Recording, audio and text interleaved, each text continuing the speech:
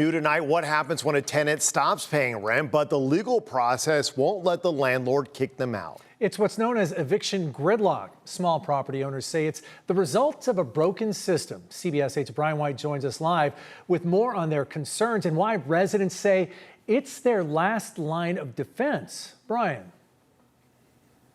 Carlo and Steve, we're here in El Cajon, where the landlord of this house had tenants living here for more than 10 years. And this past September, they decided to stop paying rent. It took them 6 months to get them out.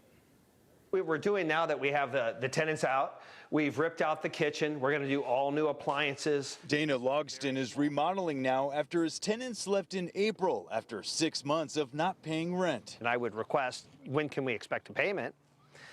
Yeah, we don't know. We're working on it. That's all they would ever say. He lost $22,000 in rent over those 6 months, so he hired an attorney. Rather than go through a lengthy legal process, he chose to cut his losses. He negotiated and said, look, if you guys leave now, we're going to forgive it, but they could have drug it out another 6 months. For Trent Ralston, who rents out a 2-bedroom condo in Mission Valley, he says his tenant moved in and stopped paying rent after the first month.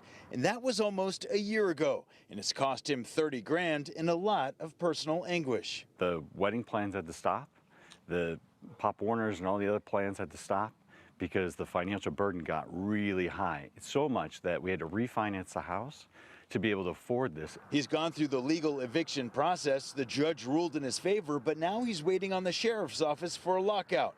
Eviction attorney Seth Barron says from filing paperwork to actually removing the tenant, the process can stretch out to 8 months or longer. There's a lack of funding in the court system, right?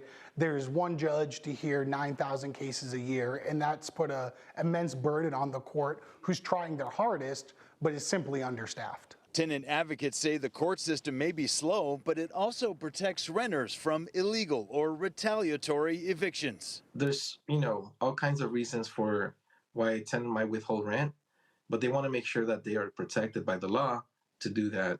And in some cases where, it goes through the court process, it could take a very long time. Meanwhile, Trent is still waiting for this nightmare to be over. I've got my lock in the car ready to go, so as soon as I get that call, I'm ready. So as you heard there, the case backlog for evictions is huge, and even if a judge may rule in your favor, as a landlord, you still face months of delays with processing paperwork before the sheriff's office can finally get out there. Reporting live in El Cajon, I'm Brian White. Back to you. Thank you, Brian.